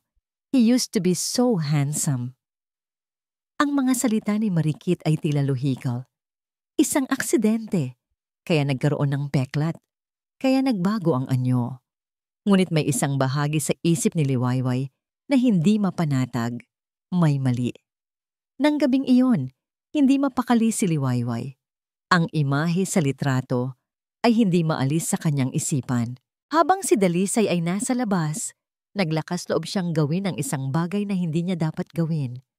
Pumasok siya sa silid nito, hindi para mag-imbestiga, kundi para maghanap ng hindi niya alam. Isang kasagutan. Nagbukas siya ng isang aparador, mga damit. Nagbukas siya ng isa pang drawer, mga gamit sa pagsusulat. At sa huling drawer, sa ilalim ng mga nakatuping damit, may isang kahon. Nanginginig ang mga kamay niya nang buksan niya ito. Ang laman nito ay mga gamit na hindi niya maintindihan. Mga maliliit na bote na may lamang likido, mga piraso ng latex, mga espesyal na pandikit. At sa ilalim ng lahat, isang sketch. Isang detalyadong sketch ng isang mukhang may peklat. Isang mukhang katulad ng Dalisay na kaharap niya araw-araw. Doon na pumasok ang lahat. Ang litrato, ang mga gamit sa kahon, ang panunuya ni Marikit na hindi lahat ng nakikita mo ay totoo. Ito ay isang palabas, isang malaking, masalimuot na kasinungalingan. Ang Dalisay na minamahal niya ay hindi totoo. Halos hindi siya makahinga. Ang sakit ay mas matindi pa kaysa sa inaasahan niya. Hindi ito galit. Hindi ito pagkadismaya. Ito ay pagtataksil. Ginamit siya. Ginawa siyang tanga. Dali-dali niyang isinara ang kahon at ibinalik sa dati. Lumabas siya ng silid. Ang isip ay blangko. Nadatnan niya si Dalisay sa sala. Nagbabasa. Nag-angat ito ng tingin at ngumiti sa kanya. Isang nangiting dati ay nagpapakilig sa kanya. Ngunit ngayon ay nagdudulot ng matinding kirot. Liwayway, ayos ka lang? Namumutla ka. Nag-aalalang tanong nito. Tumangulang siya. Pagod lang po siguro. Halika, maupo ka. May sasabihin sana ako. Ngunit bago pa man niya masabi ang anumang kasinungalingan, isang tawag ang dumating sa cellphone ni Dalisay. Mula ito kay Doña Amihan. Inilagay niya ito sa loudspeaker. Apo, kumusta na kayo dyan? Masayang bati ng matanda. Tumawag lang ako para ipaalam na handa na ang lahat para sa engagement party ninyo sa Sabado. Dito sa Hacienda de Hiraya, inimbitahan ko na ang lahat ng mahahalagang tao. It will be the biggest party of the year. Narinig ni Liwayway ang bawat salita. Isang engagement party, isang malaking selebrasyon para sa isang malaking kasinungalingan. Kasabay nito, mula sa labas ng bintana, nakita niya si Marikit na naglalakad sa hardin, may hawak na cellphone, nakangiti. Narinig nito ang lahat. At sa ngiti nito, alam ni Liwayway na may binabalak itong masama. Ang party. Iyon ang magiging entablado.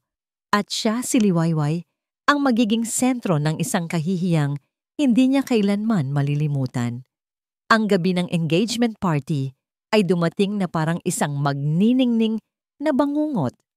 Ang Hacienda de Hiraya ay nagliwanag sa libo-libong ilaw. Ang mga pinakamayayamang pamilya ay naroon, nakasuot ng kanilang mga magagarang damit at alahas.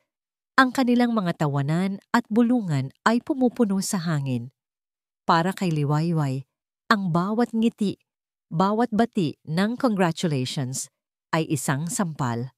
Isinuot niya ang mamahaling bestida na pinili ni Doña Amihan para sa kanya. Sa harap ng salamin, hindi niya nakilala ang kanyang sarili. Nakasuot siya ng damit ng isang prinsesa, ngunit ang pakiramdam niya ay tulad ng isang alipin na naglalakad patungo sa kanyang sariling bitayan. Alam niya ang mangyayari. Hinihintay na lang niya ang pagbagsak ng espada. Bumaba siya sa engrandeng hagdanan. Lahat ng mata ay nasa kanya. Sa paanan ng hagdanan, naghihintay ang dalawang tao. Si Doña Amihan, nakangiti ng buong pagmamalaki, at ang isang estrangherong ubod ng kisig. Napatigil siya. Ang lalaking iyon. Siya ang lalaki sa litrato. Ang totoong Dalisay Salcedo. Nakasuot ito ng isang mamahaling suit. Ang buhok ay perpektong nakaayos. Ang nangiti ay nakakaakit. At ang mga matang yon, kahit walang pait, ay pamilyar. Ito ang lalaking nagpanggap. Ito ang lalaking nanloko sa kanya. Liwayway bati nito, ang boses ay malinis at malambing. Ang parehong boses na narinig niya noong gabing nilalagnat ito. Inilahad nito ang kanyang kamay. You look beautiful. Isang hiwa ng sakit ang naramdaman ni Liwayway. Kahit sa kabila ng lahat, ang puso niyang hangal ay nagawa pa ring tumibok ng mabilis. Ngunit agad itong napalitan ng lamig. Itinago niya ang lahat ng emosyon sa likod ng isang blangkong mukha. Tinanggap niya ang kamay nito sapagkat iyon ang hinihingi ng palabas. Senyorito, iyon lang ang nasabi niya. Dinala siya ni Dalisay sa gitna ng bulwagan. Plano niyang gamitin ang gabing iyon para ipaliwanag ang lahat. Plano niyang aminin ang kasalanan niya sa harap ng lahat at pagkatapos ay mag-propose muli ng totoo. Ngunit naunahan siya. Attention everyone! Attention please! Ang boses ni Marikit ay umalingaw-ngaw sa buong bulwagan. Nakatayo siya sa isang maliit na entablado sa tabi ng isang malaking puting screen. Hawak ang isang mikropono. Agad na napunta sa kanya ang atensyon ng lahat.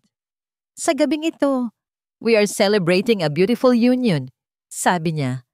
Ang nangiti ay matamis na parang pulot. Isang modernong fairy tale. Ang mayamang tagapagmana at ang kanyang abang kasambahay. Nagsimula ang mga bulungan.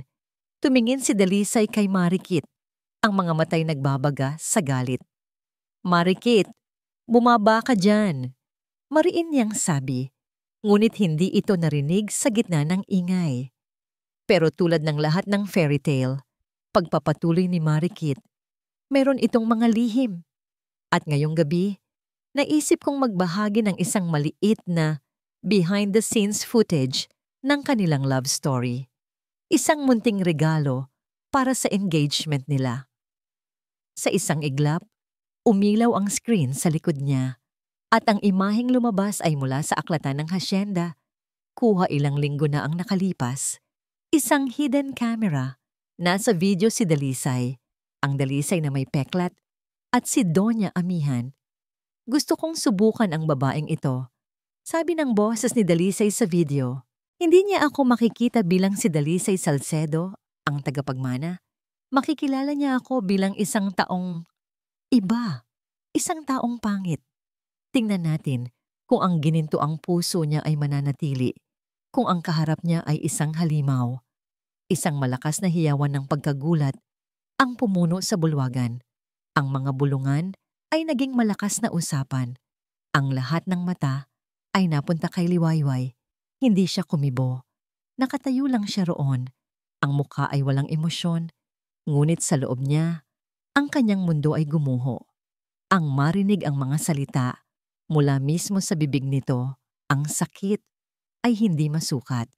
Ang video ay nagpatuloy. Pumapayag ako, sabi ng boses ni Doña Amihan, para malaman natin kung pera lang ba talaga ang habol niya. Iyon na ang huling dagok. Maging ang babaeng itinuring niyang tagapagligtas, ang babaeng pinagkatiwalaan niya, ay kasama sa panlolokong ito. Scandal! Kawawang babae, ginamit lang pala. Isang laro lang pala ang lahat. Ang mga salita ng mga bisita ay parang mga batong ibinabato sa kanya. Ang kanilang mga tingin ay pinaghalong awa at pangungutya. Ang kahihiyan ay isang kumunoy na dahan-dahang lumalamon sa kanya. Tumingin siya kay Dalisay. Ang mukha nito ay puno ng gulat at pagsisisi. Liwayway, I can explain. Pagkatapos, tumingin siya kay Doña Amihan na ngayon ay namumutla at hindi makapaniwala sa ginawa ni Marikit. At sa huli, tumingin siya kay Marikit sa entablado. Nakangiti ito. Isang ngiti ng tagumpay.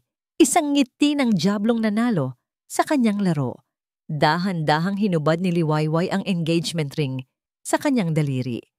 Ang diamante ay kumikinang sa ilalim ng mga ilaw, isang magandang simbolo ng isang napakapangit na kasinungalingan. Hindi siya nagsalita, hindi siya umiyak. Naglakad siya palapit kay Dalisay. Ang bawat hakbang ay mabigat. Inangat niya ang kanyang kamay. At sa harap ng daan-daang tao, sa gitna ng nakabibinging katahimikan na biglang bumalot sa bulwagan, ibinato niya ang singsing sa mukha ni Dalisay Salcedo. Tumama ito sa pisngi nito bago bumagsak sa makintab na sahig, gumulong at huminto.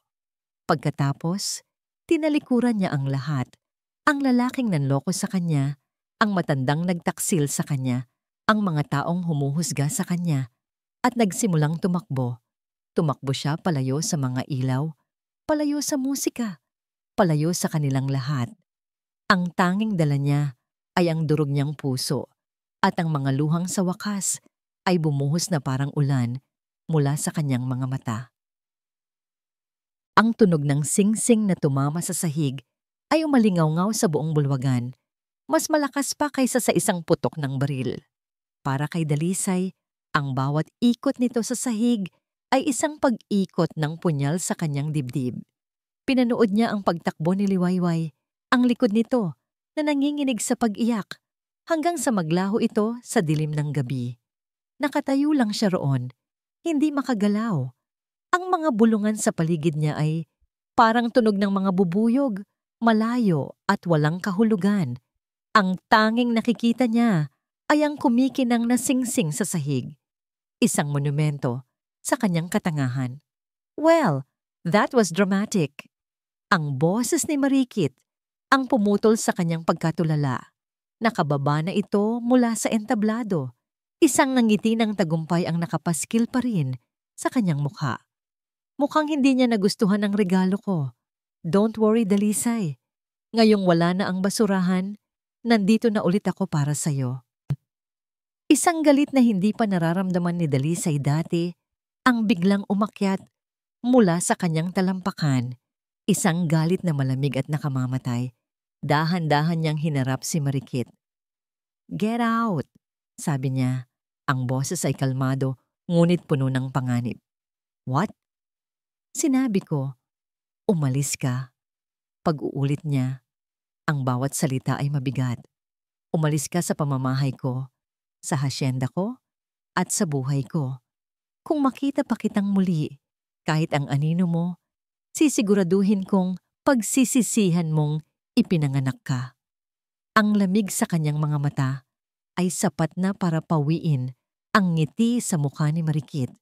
Sa unang pagkakataon, nakita nito ang Dalisay na handang pumatay. Walang imik, tumalikod si Marikit at naglakad palayo. Ang kanyang pagkapahiya ay natabunan ng takot. Ngunit hindi pa tapos ang gabi ni Dalisay. Hinarap niya ang isa pang tao, ang kanyang lola. Bakit lola? Tanong niya. Ang boses ay basag. Bakit niyo hinayaang mangyari to? Si Doña Amihan ay nakatayo roon. Ang mukha ay puno ng pagsisisi. Dalisay, apo, patawarin mo ako. Patawad? Lola, sinira niyo siya. Sinira niyo kaming dalawa. Sigaw niya, hindi na alintana ang mga bisitang nakikinig. Sumunod ka sa akin, sabi ng matanda. Tumalikod ito at naglakad patungo sa aklatan. Walang nagawa si Dalisay kundi sumunod. Pagkasara ng pinto ng aklatan, hinarap ni Doña Amihan ang kanyang apo. Ang mga mata nito ay puno ng luha. Mali ako, Dalisay. Pagsisimula niya, mali akong pumayag sa plano mo. Dapat pinigilan kita. Pero hindi ko ginawa yon dahil may sarili akong dahilan. Anong dahilan la? Para patunayan na isa siyang gold digger? Napatunayan na nating hindi. Hindi. Giit ng matanda. Hindi iyon ang dahilan. Ang plano ko ay hindi para subukan si Liwayway. Kumunot ang noo ni Dalisay. Ano pong ibig niyong sabihin?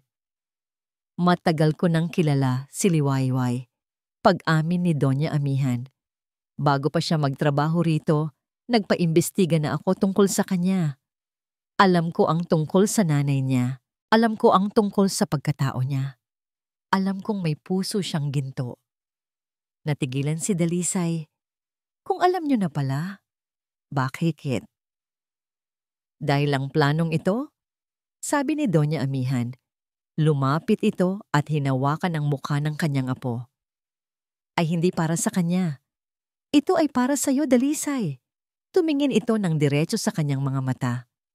Nakita ko kung paano ka sinira ni Marikit. Nakita ko kung paano mo isinara ang puso mo. Nagtayo ka ng pader, apo. Isang pader na walang sino man ang makakapasok. Ang tanging paraan para gibain ang pader na yon ay kung ikaw mismo ang makakadiskubre na may mga tao pa ring tulad ni Liwayway sa mundo. Gusto kong makita mo sa sarili mong mga mata kung ano ang itsura ng tunay na pag-ibig. Isang pag-ibig na hindi tumitingin sa peklat, sa yaman, o sa kapangitan. Isang pag-ibig na nakatingin sa kung ano ang nasa loob. Umaasa akong kapag nakita mo yon sa kanya, matututunan mong magtiwala muli. Matututunan mong magmahal muli. Ang planong ito ay hindi para subukan siya. Ito ay para pagalingin ka. Ang bawat salita ni Doña Amihan ay tumago sa puso ni Dalisay. Biglang nagkaroon ng kahulugan ng lahat. Ang pagpupumilit ng kanyang lola, ang pagpayag nito sa kanyang kabaliwan. Ang lahat ng ito ay isang desperadong pagtatangka ng isang lola na hilumin ang sugat ng kanyang apo. Isang malalim na pagsisisi ang bumalot kay Dalisay. Pagsisisi hindi lang sa panloloko niya kay Liwayway, kundi sa pagiging bulag niya sa tunay na intensyon ng kanyang lola. Niyakap niya ang matanda. Patawad, lola. Patawad po. Huwag kang sa akin humingi ng tawad, sabi ni Doña Amihan. Tinatapik ang kanyang likod. Alam mo kung sino ang dapat mong puntahan. Humiwalay sa pagkakayakap si Dalisay. Isang bagong determinasyon ang nagniningning sa kanyang mga mata. Tama ang kanyang lola. Saan siya nagpunta? Tanong niya. Sa probinsya nila, sagot ng matanda. Ibinigay ko sa driver ang address. Umalis siya kanina lang. Hindi na nagsayang ng oras si Dalisay. Kinuha niya ang susi ng kanyang sasakyan. Bago siya umalis, pinulot niya ang singsing mula sa sahig ng bulwagan at isinilid sa kanyang bulsa.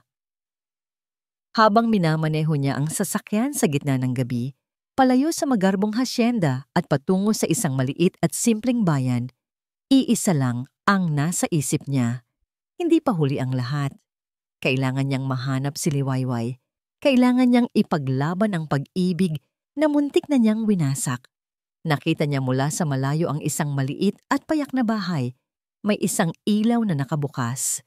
Huminto siya sa tapat nito. Nakita niya sa bintana ang anino ni Liwayway. Inaasikaso ang isang matandang babaeng nakahiga. Ang kanyang ina. Ang puso niya ay kumirot. Paano siya haharap sa babaeng sinaktan niya ng lubusan? Paano niya sisimulan ang paghingi ng tawad? Ang amoy ng lupa at mga halamang gamot ang sumalubong kay Liwayway pag-uwi niya. Ang maliit nilang bahay ay hindi nagbago. Ngunit para sa kanya, ito ang pinakaligtas na lugar sa buong mundo. Dito, wala ang mga mapanghusgang mata, wala ang nakasisilaw na ilaw ng kasinungalingan. Dito, siya lang si Liwayway, ang anak ni Aling Rosario. Nakita niya ang kanyang ina na nakahiga sa papag, mas payat kaysa dati. Ngunit may ngiti sa mga labi nang makita siya. Anak, bumalik ka, mahinang sabi ni Aling Rosario. Niyakap niya ang ina ng mahigpit at doon, sa init ng yakap nito, bumuhos muli ang lahat ng luhang pinigilan niya. Humagulgol siya na parang isang batang nawawala. Hindi na niya kailangang magpaliwanag. Alam ng kanyang ina ang lahat. Sa mga sumunod na araw, sinubukan ni Liwayway na buuin muli ang kanyang sarili. Nag-aalaga siya sa kanyang ina. Naglilinis siya ng bahay. Sinubukan niyang ibalik ang dating normalidad. Ngunit ang anino ng Hacienda de Hiraya ay laging naroon. Tuwing gabi, sa kanyang pagtulog, bumabalik ang lahat. Ang mukha ni Dalisay na may peklat, ang mukha ni Dalisay na makisig, ang video, ang mga tawa, ang kahihiyan. Isang hapon, habang nagwawalis siya sa kanilang bakuran, isang itim at mamahaling sasakyan ang huminto sa tapat ng kanilang bahay. Bumukas ang pinto at bumaba ang lalaking pilit niyang kinakalimutan. Si Dalisay. Nabitawan ni Liwayway ang walis. Ang puso niya ay tila gustong kumawala sa kanyang dibdib. Isang pinaghalong galit, sakit, at isang katiting na pananabik ang kanyang naramdaman. Naglakad ito palapit. Hindi na ito ang Dalisay na mayabang sa party. Ang suot nito ay simpleng pantalon at polo shirt. Ang buhok ay magulo. At ang mga mata nito ay puno ng pagod at pagsisisi. Liwayway, sabi nito. Ang boses ay bahagyang paos. Hindi siya sumagot. Pinulot niya ang walis at nagpatuloy sa pagwawalis, tila hindi ito nakikita. Tinalikuran niya ito. Liwayway, mag-usap tayo, pakiusap. Pagmamakaawa nito. Wala na tayong dapat pag-usapan. Malamig niyang sagot. Hindi ito nililingon. Umalis ka na. Hindi ka bagay dito. Hindi ako aalis hanggat hindi mo ako pinapakinggan. Hindi siya pinansin ni Liwayway. Pumasok siya sa loob ng bahay at isinara ang pinto. Iniwan si Dalisay na nakatayo sa labas. Ngunit hindi umalis si Dalisay. Kinabukasan, naroon pa rin siya. Nakasandal sa kanyang sasakyan. Naghihintay. Nang sumunod na araw, ganoon pa rin. Hindi siya nagsalita. Hindi siya nangulit. Naghintay lang siya. Nagsimula nang maging usap-usapan sa kanilang baryo. Sino yang gwapong yan na laging nakatambay sa kinaaling Rosario? Tanong ng mga tsismosa. Hindi ito pinansin ni Liwayway, ngunit sa loob niya, gulong-gulo siya. Isang araw, nasira ang bubong ng kanilang kusina. Malakas ang ulan nang nagdaang gabi at tumulo ito. Walang ibang gagawa kundi si Liwayway. Ngunit habang sinusubukan niyang akyatin ang bubong, biglang may nagsalita sa likod niya. Ako na. Si Dalisay. Walang anumang salita. Kinuha nito ang mga gamit at martilyo at nagsimulang umakyat sa bubong. Maghapon itong nagtrabaho sa ilalim ng init ng araw. Pinakuan. Pinalitan ang mga sirang yero. Pinanood lang siya ni Liwayway mula sa bintana. Ang puso ay nagtatalo. Pagkatapos, nakita niya itong nag-igib ng tubig mula sa poso para sa mga kapitbahay. Nakita niya itong bumili ng gamot para sa isang matandang may sakit. Ginawa niya ang lahat nang walang sinasabi, nang hindi humihingi ng kapalit. Ipinakita niya, hindi sa salita, kundi sa gawa. Isang gabi, lumabas si Aling Rosario sa bakuran, kung saan nakaupo si Dalisay sa isang malaking bato. Iho, sabi ng matanda. Nagulat si Dalisay. Magandang gabi po. Alam ko ang lahat ng nangyari, sabi ni Aling Rosario. Ang boses ay mahina, ngunit matatag. Alam kong sinaktan mo ang anak ko. Yumuko si Dalisay. Opo, at habang buhay ko po yung pagsisisihan. Ang kasinungalingan ay isang malalim na sugat. Pagpapatuloy ng matanda. Ngunit ang pagsisisi na nakikita ko sa iyong mga mata at ang pagtitiyaga na ipinapakita mo sa iyong mga gawa, mukhang totoo. Tiningnan niya si Dalisay ng diretso. Mahal mo ba talaga ang anak ko? Higit pa po sa buhay ko. Sagot ni Dalisay, walang pag-aalinlangan. Ngumiti si Aling Rosario. Kung gayon, patuloy mong patunayan, ang pusong nasugatan ay natatakot magtiwala muli. Kailangan mo ng pasensya. Nang gabing iyon, nagsimulang bumuhos ang isang napakalakas na ulan. Nakita ni Liwayway mula sa bintana si Dalisay na nakatayo pa rin sa labas. Basang-basa, hindi umaalis sa kanyang pwesto. Tila hinahayaan niyang linisin ng ulan ang lahat ng kanyang kasalanan. Hindi na natiis ni Liwayway. Lumabas siya ng bahay, hindi. Hindi alintana ang malakas na ulan. Hinarap niya ito. Ano pa bang ginagawa mo dito? Sigaw niya. Ang boses ay nanginginig sa lamig at sa halo-halong emosyon. Umuwi ka na. Hindi mo ba naiintindihan? Ayoko na sa'yo. Nasasaktan ako sa tuwing nakikita kita. Sa halip na sumagot, lumuhod si Dalisay sa putikan. Sa harap niya, patawarin mo ako, Liwayway. Sabi niya, ang mga luha ay humahalo sa ulan sa kanyang mukha. Hindi ako humihingi ng kapatawaran para sa sarili ko. Humihingi ako ng tawad dahil sinaktan kita. Alam kong wala akong karapatan, pero kailangan kong sabihin sa iyo ang totoo. Inamin niya ang lahat. Ang tungkol kay Marikit, ang tungkol sa sakit na naramdaman niya, ang tungkol sa takot niyang masaktan muli, at ang tungkol sa kung paano niya natagpuan ang pag-ibig sa kabila ng sarili niyang kapaitan. Minahal kita bilang yung taong may peklat, pag-amin niya. Pero mas minahal kita nang makita ko ang lakas mo. Hindi ako humihingi na bumalik ka sa akin. Ang hinihiling ko lang ay isang pagkakataon para patunayan na ang pagmamahal ko sa iyo ay ang kaisa-isang bagay na naging totoo sa lahat ng kasinungalingan ko.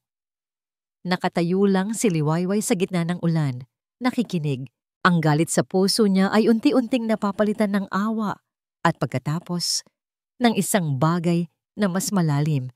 Dahan-dahan, nagsalita ang kanyang ina mula sa may pintuan. Sapat lang para marinig niya. Ang mata ay maaaring malinlang, anak. Ngunit ang pag-aaruga na ipinapakita ng walang hinihintay na kapalit, iyan ay hindi kayang magsinungaling. Tumingin si Liwayway kay Dalisay na nakaluhod pa rin sa putikan, basang-basa, naghihintay sa kanyang hatol. Ang kanyang puso ay gulong-gulo. Ang ulan ay patuloy sa pagbuhos, isang malamig na kurtina sa pagitan ni Liwayway at Dalisay. Ngunit sa ilalim ng kaluskos nito, ang katahimikan ay puno ng mga salitang hindi masabi. Nakatingin si Liwayway sa lalaking nakaluhod sa kanyang harapan, ang dating imahe ng isang halimaw at ng isang prinsipe ay naglaho. Ang nakikita na lang niya ngayon ay isang tao. Isang taong nagkamali, nasaktan, at buong pusong nagsisisi. Dahan-dahan, humakbang siya palapit. Pumasok siya sa loob ng bahay at bumalik na may dalang tuwalya. Hindi siya nagsalita. Inabot niya lang ito kay Dalisay. Ang simpleng kilos na yon ay mas makahulugan pa kaysa sa kahit anong salita. Para kay Dalisay, iyon ay isang sinag ng araw sa gitna ng pinakamalakas na bagyo. Dahan-dahan siyang tumayo, kinuha ang tuwalya. Ang kanilang mga daliri ay nagdikit sa isang saglit, isang kuryenteng dumaloy sa gitna ng lamig. Pumasok ka muna, mahinang sabi ni Liwayway. Magkakasakit ka. Iyon ang simula. Walang engrandeng deklarasyon ng pagpapatawad. Ang paghilom ay hindi nangyari sa isang iglap. Ito ay isang prosesong dahan-dahan na itinayo sa mga maliliit na sandali ng bawat araw. Nanatili si Dalisay sa baryo. Umupa siya ng isang maliit na kubo malapit sa bahay ni Liwayway. Araw-araw, ipinakita niya ang kanyang pagbabago. Nakikita siya ni Liwayway na tinutulungan ang mga mangingisda sa pagbuhat ng kanilang mga huli. Nakikita niya itong nakikipagkwentuhan at nakikipagtawanan sa mga matatanda sa tindahan. Unti-unti, hindi na siya ang estrangherong mayaman, kundi si Say, ang mabait na binatang laging handang tumulong. Isang araw, habang nag-aayos si Liwayway ng halamanan ng kanyang ina, lumapit si Dalisay. Hindi ito nagsalita. Kumuha lang ito ng isa pang pandilig at sinimulan siyang tulungan. Nagtrabaho sila ng magkatabi. Ang kanilang mga balikat ay paminsan-minsang nagkakadikit. Bakit mo ginagawa ang lahat ng ito? Tanong ni Liwayway. Hindi na napigilan ang sarili. Huminto si Dalisay sa kanyang ginagawa. Dahil dito, sa baryo ninyo, natutunan ko ang isang bagay na hindi kayang bilhin ng pera. Sabi niya, ang halaga ng pagiging totoo. At dahil umaasa akong balang araw, maniniwala ka ulit na ang pagmamahal ko sa'yo ay totoo. Ang mga pader sa puso ni Liwayway ay tuluyan ng gumuho. Isang hapon, ilang linggo pagkatapos noon, habang magkasama silang nakaupo sa dalampasigan at pinapanood ang parehong paglubog ng araw na minsan nilang pinagsaluhan sa Isla Kalinaw, nagsalita si Dalisay. Liwayway, sabi niya. Ang boses ay puno ng kaba. Kinuha niya ang kamay nito. Sa pagkakataong ito, hindi ito pilit. Tama lang. Mula sa kanyang bulsa, inilabas niya ang isang bagay. Hindi ito ang diamanteng singsing. Isa itong simpleng singsing na gawa sa pinulidong sigay, kumikinang sa ilalim ng papalubog na araw. Hindi ko maibabalik ang nakaraan, sabi niya. Hindi ko mabubura ang sakit na naidulot ko. Pero maipapangako ko sa iyo ang lahat ng araw na darating.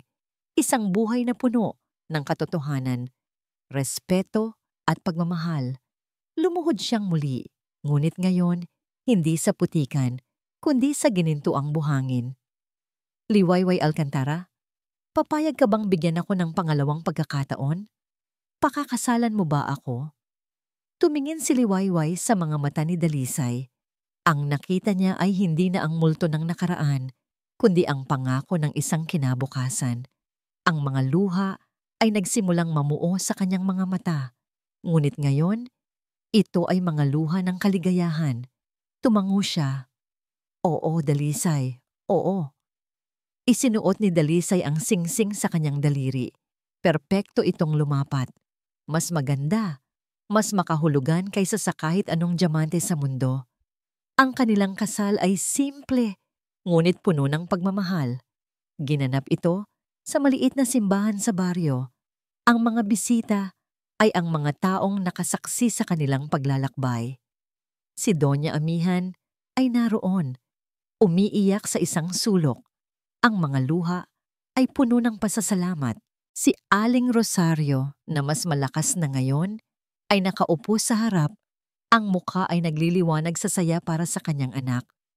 Habang nagpapalitan sila ng kanilang mga panata, hinawakan ni Dalisay ang mga kamay ni Liwayway. Salamat! Bulong niya. Sapat lang para marinig nito. Salamat sa pagtuturo sa akin kung paano magmahal muli.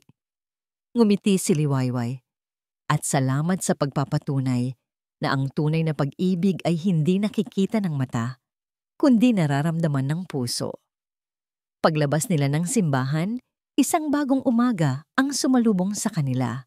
Ang pangalan ni Liwayway, na nangangahulugang Binmin, ay hindi kailanman naging mas angkop. Hawak kamay, magkasama nilang hinarap ang pagsikat ng araw, handa na para sa kanilang bagong simula. Isang kwentong isinulat hindi ng kasinungalingan, kundi ng pagpapatawad at ng wagas na pag-ibig.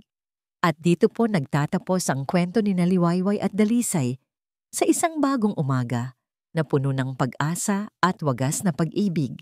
Isang taos-pusong pasasalamat po sa inyong lahat, mga minamahal naming tagapakinig, sa muling pagsama sa amin sa isang panibagong paglalakbay. Mula sa unang kabanata hanggang sa huli, naramdaman namin ang inyong mainit na suporta at yun po ang nagbibigay sa amin ng lakas upang magpatuloy sa paghahatid ng mga kwentong tulad nito. Habang isinusulat namin ang bawat yugto ng buhay ni Liwayway at Dalisay, kami man ay nadala sa kanilang mga pighati at tagumpay. Naramdaman namin ang sakit ng pagkakanulo, ang bigat ng pagsisisi, at higit sa lahat, ang walang kapantay na tamis ng pagpapatawad. Ito ang mga damdaming nag-uugnay sa ating lahat. Sapagkat ang kwentong ito ay hindi lamang tungkol sa dalawang taong nagmahalan. Ito ay isang paalala na sa likod ng bawat pagkakamali ay mayroong puwang para sa pagbangon, na ang tunay na kagandahan ay hindi nasusukat ng panlabas na anyo, kundi ng pusong marunong umunawa at magmahal ng walang hinihintay na kapalit. At sa huli, Ang pag-ibig na handang maghintay, magtiyaga, at magpatunay ay ang siyang laging mananaig. Sana po ay merong aral na tumatak sa inyong mga puso. At ngayon, nais po naming marinig ang inyong saloobin. Ano po ang pinakapaborito ninyong bahagi ng kwento? Anong aral ang inyong napulot? Ang inyong mga komento ay napakahalaga po sa amin. Muli, mula sa kaibuturan ng aming puso, maraming salamat po. Hanggang sa susunod nating pagkikita dito pa rin sa ating paboritong channel. Nagmamahal, Pusong Pinoy Tals.